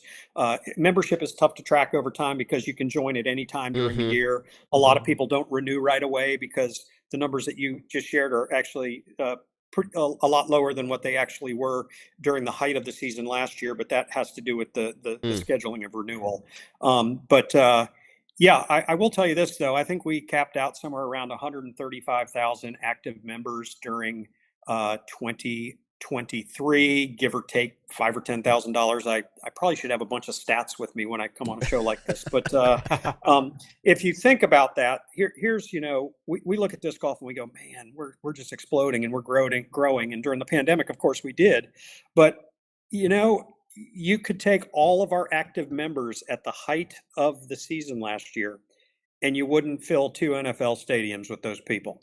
So we are big, but we're also not. And there are other people that can fight that battle, and whichever way that battle ends up finishing up, when it comes down, and it's, my opinion is when we're ready to find out what that's going to be, as it progresses through the legal system, we'll follow the rules, and that's what's important. Our sport, at the end of the day, we might disagree on a lot of things, but I do know, and I say this all the time, we love watching frisbees fly into baskets, and I never want to jeopardize that. Excellent. I'm going to pass this over to Josh. Hey, Doug. Similar to Matt. Hey, Josh. I remember we talked many years ago when we were talking about running the U.S. Juniors, and you were super supportive. And so I'm just thrilled to see you getting this opportunity. And I know Matt shared that clip from my perspective before, but then I heard you on a podcast last week as well. And I just think it's awesome how you kind of came to see the opportunity, and here you are. So congrats on that. And we just came off of an interview with Eagle McMahon. So I will say, I'm tempted to say, Doug, what are the terms of the deal? Is it the 10-year, $10 million? Do you get your own disc line? What's the big news, Well, let me stop right there with Eagle, and Eagle won't, many of the people watching this probably don't know, but his greatest victory ever was sometime in probably 2010, at a Winter Warriors random draw doubles tournament in Denver, Colorado, where he and I took it down when he was just a little kid. Wow. So that's awesome. Probably why he got that big deal with MVP, was because of the that was probably the spark. I'm sure if we tracked it back. So congrats. And this was stated and assumed and understood that the executive director, literally in the title, right? Executive director, you have a pretty significant influence on the culture of the organization, right? All the staff that reports to you. So I'm curious for you to share a little bit about what's most important to you and how you want to lead the PDGA. And I'm not actually asking about the what. I'm not asking about an initiative or an issue, but I'd like you to just share about how you want to be a leader of this team that you have now fully inherited. I know you were leading people before this, but now it's the whole thing. Yeah, I take an approach where I've always told people when they say, I work for that person. And I always like to correct them and say, no, you work with that person. And I embrace a lot of teamwork, collaboration, whether it's running big tournaments, whether it was my prior career in higher education. I just like to collaborate. I like to empower. Like I said earlier when we first started, there are some incredibly talented people. In fact, you had one on the air that just joined us here a few weeks ago. I just want to make sure that everybody is working together, that we have some goals that we're shooting for. That's going to be something that I'll be working on in the next 1 or 2 months to really form some goals that we can be driving for. Hey, if you're in a car driving somewhere and you don't know where you're going, you may not ever get there. So yeah, that's been my leadership style. I like to, I'm a big believer in education. I think a day without learning is a day lost. And one of the things, in fact, I had a conversation today with a couple people working on some budget stuff for next year that, I'd like to make sure we're investing in every single employee somehow to develop them professionally, whether that's letting them learn something that they have an interest in learning about, or if there's a weakness in what they're delivering, we can get them trained up. It's not always just saying, hey, you need to do a better job. You need to do a better job. Sometimes you have to give people the tools so that they can do a better job. And that's one of the things I've always done with the people that I've worked with. Maybe on an org chart, I might be somewhere above them, but at the end of the day, we're a team, and we've got to all do our best to fulfill the mission. That's great. Yeah, thank you. And the reason I wanted to hear about that is just doubling down on my point. I think how you lead will probably have as much of an impact as what you actually choose to do. And so thank you for sharing that. maybe this is partly answered by the fact that you're here today. I'm not sure. But, Joe was not nearly as public. And that doesn't mean the PDGA staff wasn't themselves, right? They're present at events and lots of media always going up on their page and influencing lots of things. So I understand that. But are you personally thinking you may have a little bit more of a public face? Or, you're showing up on a podcast here right out of the gate talking to us, and I know we're not the only one. Is that intentional in your mind that that's just going to be your style and personality, or is that yet to be determined as you settle into the job? I think it will be, and there'll be a balance. I'm not going to be the spokesperson for the PDGA. We have some other very talented people that can do that as well. And one thing I am an advocate for is, and in fact, in my experiences at Dynamic Discs, I think part of our early success was that we kind of pulled the curtain back and we let people know who we were. And, we had Workforce Wednesday social media posts. And I think that it's important that the membership knows the folks that are leading them. And I think I definitely feel like I will take a more visible approach. Not that what Joe did was the wrong way to do it. Joe was the leader of the PDGA during a very tumultuous time, and I'm not talking about the gender eligibility thing. That too, but the pandemic was a huge. I don't know if you guys remember, but most of the PDGA staff was furloughed. Events were canceled, stopped. In fact, at one point, the PDGA, and I look back and I think I'm not proud of this decision that was made, but when they said, "Hey, you shouldn't even go out and play disc golf," well, during the pandemic, all of the technology advances that were made that allowed tournament directors to actually run events and do that where they weren't in close-knit groups. Of course, award ceremonies pretty much went away, but that was a tough time to figure out what we were going to do, and he did a fantastic job of that. And I have a lot of respect for what he did, because I wouldn't be here today, and disc golf wouldn't be in the spot that it's here today if he hadn't been here. But we're in a different season now. We're past the and I've said this before on other interviews, the drunken stupor of the pandemic is over, and we're kind of a little bit in the hangover now, and we got to figure things out. I think part of figuring things out is making sure that the membership believes us and knows us and has faith in us, and part of that is being present. So yes, to answer your question, I do intend to be a little more present than my predecessor, but and that's my personality too. And everyone has different. All the guys on your show probably have a little bit different personalities, the way they do things, and that's the case with us. It doesn't make us better than the other one. It just makes us different. But that will be what you'll see from me. Awesome, thank you, Doug. Appreciate it. Nick, I know you've got some follow up for Doug. Yeah, I've got a couple simple and quick questions. First one, do you have all of your daughter's one-of-one cards, or do you have all of the good Brixton cards that came out for Paige? So I'm missing 2. So but there are 30, but no one's seen them, so they could be in a pack somewhere. And Okay. I got to tell you, that card thing has just exploded with these Brixton cards. There's all kinds. There's a Discord, and there's all these. It's almost like a subculture of disc golfers that collect cards. And you guys were very helpful in helping me get a card that I didn't have. But there's two one-of-ones that I don't have, and I'm hoping they're in a pack somewhere, and that they weren't opened up by like some 4-year-old kid that put them in their the spokes of their wheel so that could go like this down the road. All right, that's good to know. You had talked earlier how budgeting is one of the big things on the agenda for 2024. But other than budgeting, what is kind of the first task you are taking on as executive director? Well, I'm going to learn a lot about other functions of the PDGA, but we also have to continue. We just awarded a bunch of majors, and we're going to start some kickoff calls with some of those 25 major hosts and work on the final schedule for 25.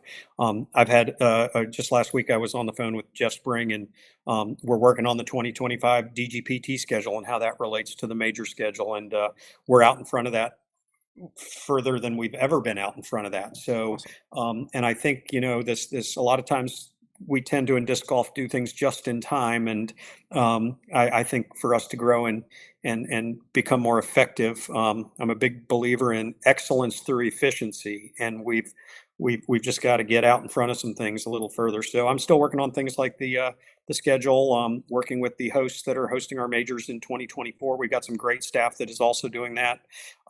We've got some decisions we need to make about technology moving forward. So there's a lot of things that are on the plate, and the best way to clean up a plate is just take one bite at a time. Oh yeah. I guess my last kind of simple question is, a friend of ours on the show, Paul Macbeth, asked me to ask you, are you going to La Paz, Mexico again this year? The plan is I'm registered for the tournament. My wife is also registered for that tournament. That course is very near and dear to my heart because we actually helped put the course in the ground. And Mexico this time of year is just fantastic. So the plan is to be there the first weekend in February, and really looking forward to see my rating continue to plummet as it has every year I've played another event since about 3 years ago. So getting old is not good for your rating. There you go. I'll send it off to Ben or anyone else that has any important questions. Yeah, so I think in texting, and not to disclose your location, but you're on the East Coast, if that's correct. Is that where you reside now? Is that where you are for the PDGA? Will you be here forever? Like, what does that look like? If I'm here forever on this podcast, I'm not going to be real happy. But no, as far as where I live, I still, my wife and I still live in Emporia, Kansas. The plan is to sell our house this spring and then move to Augusta. Currently, I am in Augusta because I came out on Thursday night of last week. I was offered the job on Tuesday, accepted it on Wednesday, got to Augusta Thursday, and I spent 2 full days with Joe. Just there's a lot of admin stuff behind the scenes, like our bank accounts and our phone plans for our employees and things like that, where physically we just got to go and transfer that stuff. And then again, many of our employees are here in Augusta, and just spending some time listening to them, hearing what ideas they have. So yeah, I do return to Emporia though Saturday morning. And again, sometime this spring, I'll end up moving to the Augusta area. Awesome. Can you tell us, have you seen the property there with all the trees removed from it? Have you been to the property? No, but I will be there on Friday. And I was there before the cut started. And I've heard that the cleanup is now started, and I'm looking forward to seeing that with my own eyes. They did follow through and only took the affected pine trees. All the hardwoods are still there. Certainly some holes are going to be quite a bit different, but it's very heartbreaking to when something like that happens. I saw pine beetles ruin courses in Colorado when I was there, and it is part of nature, and it's going to happen. But it just is a real heartbreak that it happened to a course that is so beloved by so many people. Yeah, you said quite a bit on here tonight, and a lot of positive and insightful things. Is there anything you'd like to say to our audience now, which is largely an audience of PDGA members? Obviously, we don't know how many. What PDGA number are you, Doug? 14902. 14902. There you go, everybody. Now you can look him up. He's been around for a while. Anything you want to say to the PDGA membership? No, just that I just appreciate the PDGA. I mean, when I joined back in the late 90s, I was excited. I discovered this thing called disc golf, and it literally has changed my life. I mean, it's my family has gone all in on it. It's been an activity that has caused us to get super close.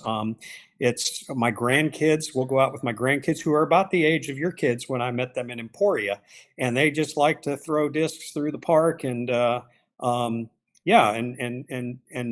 the PDGA membership as a group is helping the sport move. And I want to thank every PDGA member out there for ponying up either $50 as an amateur or $75 as a pro. I mean, that's real money, and it's a lot of money. And the fact that you're committing that to the PDGA year after year after year is meaningful. And I'm going to pledge to you guys that we're going to take that and we're going to do the best things for disc golf with that. So keep playing disc golf. And then, my last little thing that I kind of pitch to everyone I see is, we talk a lot about how we can grow the sport, and we can, do clinics or do these programs, and all these programs are important. And you'll hear me say that the programs that we put in place to grow the sport are important. But most people I ever play with, when you ask them how they discovered the sport, it's because someone they knew, someone they worked with, someone they went to school with, someone that lived on their same cul-de-sac, someone they went to church with, said, hey, you should come out and check this disc golf thing out. And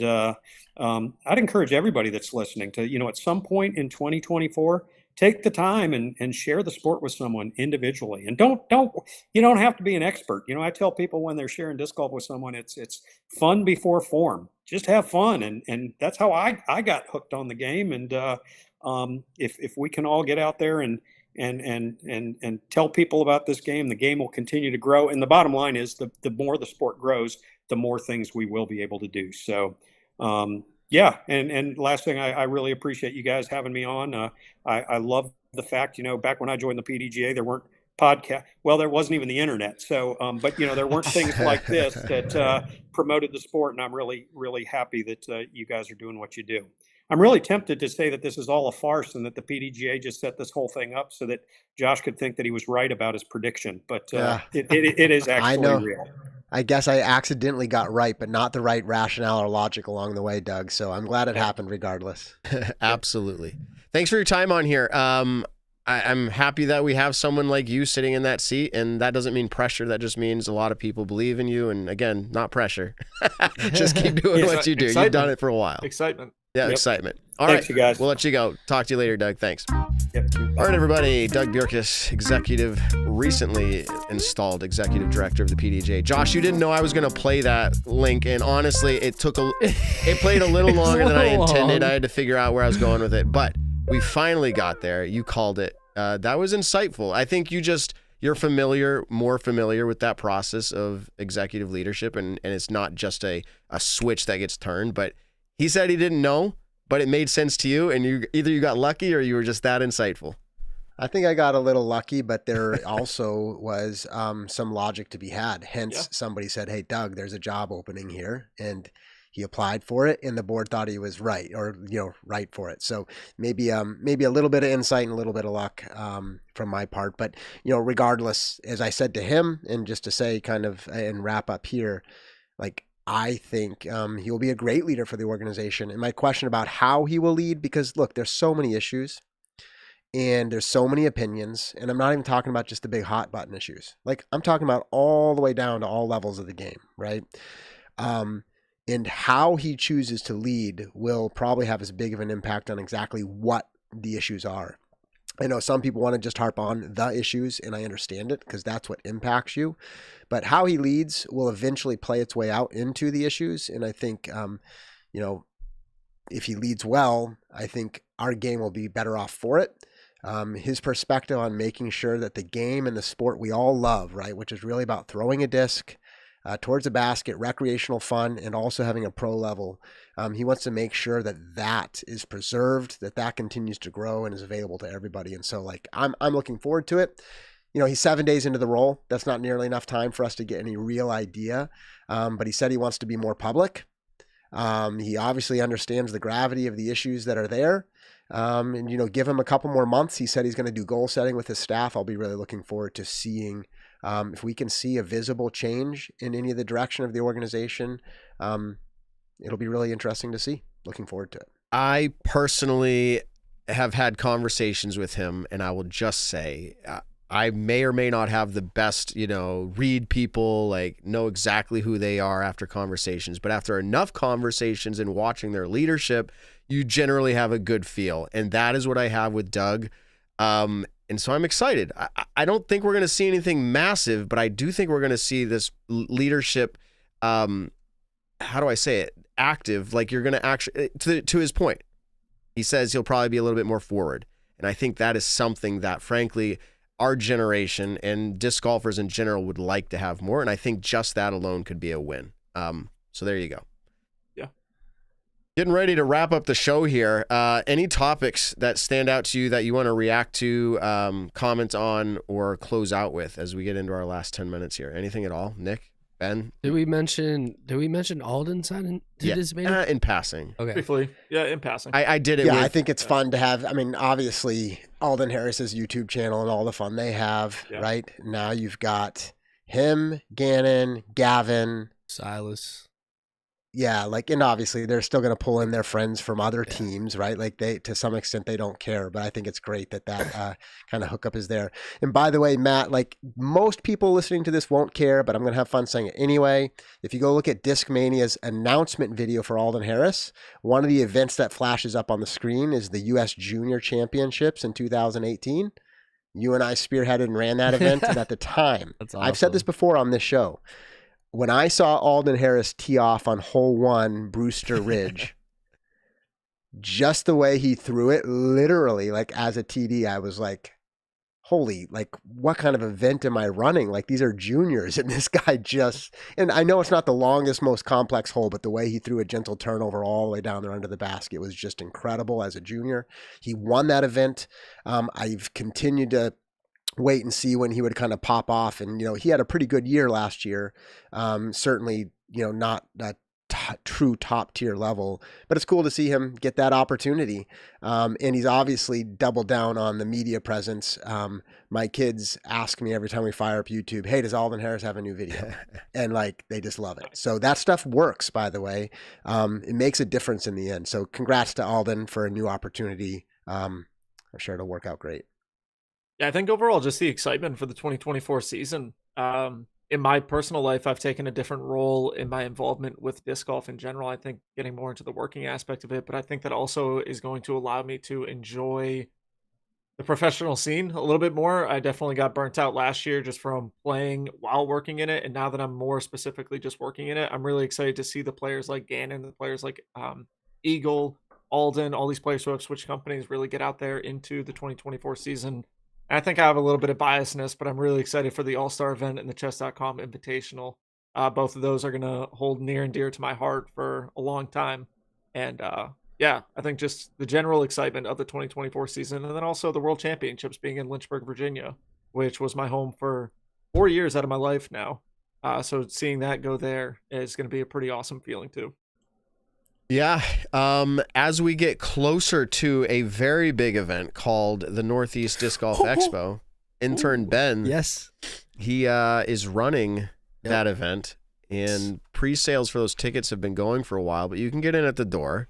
You can't get at the door. Yes. There are how many different vendors showing up there, Ben? Putting me on the spot. You said there's 3 left, so I know you have a lot of booths. 3 booths. Yeah, you have a lot of booths. I had about 88 booths to fill. 88 booths. So I guess like that's 10 around by 10? 10 by 10. So that's 88 50, times 10 by 10? 40, 50 vendors around there. Because, like, for example, like Discraft Innova have rented 4 booths, so that counts as one company. And then we have other people that have just gotten one. So the amount of movers and shakers that I've heard that will be at this event is a little bit lofty. Yes. Are you already planning for year 3? Yes, year 3. I'm planning for year 3, and I'm excited, and maybe to expand from the Northeast and bring it to a different area in the country. So what? Yeah, it's exclusive. It's kind of, but it's exciting. You guys, you have to show up. There's gonna be some incredible disc drops that are happening, exclusive stuff. And like Simon Lazat will be there, and there's some other pros that I know are going now that I cannot say until the companies announce them. But NDAs. It's not NDAs. It's just like I just don't want to take that away from them. Yeah. So, like, it's just crazy. It's if you're into disc golf, you have to be there. Pretty much this year is going bananas. It's blowing out my expectations out of the waters. It's gonna be incredible. We got the Staggered Stance live podcast will be there. I believe Nick is flying up, which will be awesome. So hopefully we can get all the guys to do that, and just going to be a ton of activities, seminars, panels. It's the place for disc golf. It's I think the only off-season disc golf event and the only expo, disc golf specific expo ever. So it's exciting, and the ticket links are in our bio. Yeah, as we get ready to wrap up, just a quick reminder, visit Disc Golf 978 for all your disc golf needs. But that sounded like an ad. We love Disc Golf 978. We love 978. Use that code when you're checking out with Eagle McMahon's new disc, the Listen, this is long. Axiom, Prism, Proton, Envy, Team Series. It's sold out, Matt. Right? It's already sold out. Yeah, I was gonna say. I think it's already sold At out. 978. It's already sold out. 978. You cannot What get it anymore. have we done? Okay. Sorry, guys. Sorry, guys. So you I don't know Hopefully the full you use number. the code. We'll try to get the hopefully you use the We Love 978 because It's done though. yeah, that hopefully you used it because that's going to be $5 for every one that was done with that code. Going Plus, to Uplay. go to Uplay thanks to Eagle. That's going to be awesome to like coordinate that transfer of money. And then I was wrong about the Lost and Found disc. It's not just 1 week; it's a full month of sales on the Lost and Found disc. So Ooh. hit up the store over the next month, and that's also going as a contribution to Eagle McMahon's charity of choice, which was Uplay in this case. This was a fantastic show. We don't usually react to our shows this way, but guys, this is a little different. It felt great. Yeah. This new mojo of multiple hosts bringing different takes and parts, and you either hate someone or you love them. And it's okay. And that's the best part. That's if you okay. hate them, their segment's done in like 7 minutes. On to the next. So it's On to the like, next, well, yeah. just skip a few, and then boom, Exactly. you're on to the next person. No. It Or was if fantastic. not, like I feel like the way we've got all these cards up on the screen, Ben can just swipe someone out and put Doug back in. Or, Yeah, you know, that's put, like, funny. That's a you know, moment. That's initially what I get did with Eagle Evan on back in, accident. just swap us into That, my friend, I am going to have to go back. And That'll you know be- how sometimes after the shows we'll watch things that happen and laugh our Yeah. heads off? We're doing that. As soon as we close out here, we're going back to where you pulled up Evan and Doug. looking Yeah, I know. Just to see Evan's face. Back to back. Yeah. Evan's like, what have you done? Yeah, like literally the one thing I wasn't supposed to do. So funny. To be fair, we're doing a fairly significant overhaul. When I say we, I mean me, but it's for the show. Things like the background on our live feed, little color changes, and then like you can change us out. Like if you go to 3UP, Yeah. just show them like little Yeah. cool things you I can do. can show them real quick. Like Something. live swap people. Yeah, I got I'll do $100 that. Doug Let's see. comes Let's back. see where. Oh, Oh, I wasn't supposed to do that. Oh. Hey. Evan's back. Here, put Doug. Nick back up. Put us all back up. Yeah, that was very confusing. Oh, look, now it's backwards. Hello. Okay. Oh, So- sorry the about way I that. look to see Audio Nick must is, have changed. So, yeah. So Ben can swap out everybody now. This is something I've been working on hard so that during the live show, we are much more nimble, where it's like we can go with the flow. But Ben, it wasn't quite fair to you. You learned it 2 minutes before the show. Yeah. So that's where we'll That's get okay. to Yeah, that. it's okay. I was trying to swap out the gas, but then Evan was. It's complicated. Anyways, It's all good. All good. Hey, I got something really quick, Say it. and this is just kind of like for me and what I'm doing down here in Florida is if anyone in our live chat or listening post audio on your favorite podcast platforms, because we're on all of them, look up Staggered Stance. If any of you guys are into 3D building rendering, shoot me a DM on Instagram at Disc Golf Nick Carl. I would love to. I have a pretty awesome project that's going on. So 3D rendering for buildings of a pretty large capacity.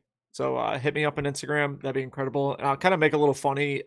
Earlier when we were starting the show, I went to go on YouTube really quick to look up the live chat, and I accidentally looked up the Nick and Matt show. Yeah. And it like took a minute for it to come up. And then once I was like, oh wait, we're Staggered Stance. And I looked it up and it was the first one on there. So it was pretty great. And I know if you look up Nick and Matt show, it will go to Yeah. Staggered Stance, but I was just like, oh crap, I don't even know my own show's name, I guess. There were people guessing the over-under how many times we'd mess up. I actually think we've done pretty good. Tonight, Yeah. Ben I almost you said it. caught Yeah, that? I caught was you. like, He's like, Staggered no, Stance. Staggered I said, Stance. Yeah. Then- yeah. So yeah. You, I also I forgot it's a new year. It's a pretty much a new show, honestly. And so the live intro music, I was like, oh god, I haven't even heard this yet. How much time do I have before When does my it face come comes up on screen? So I'm like over here trying to like look something up because my keyboard's so far away, and then all of a sudden Matt's like, welcome to Staggered, and I'm just like, oh hi.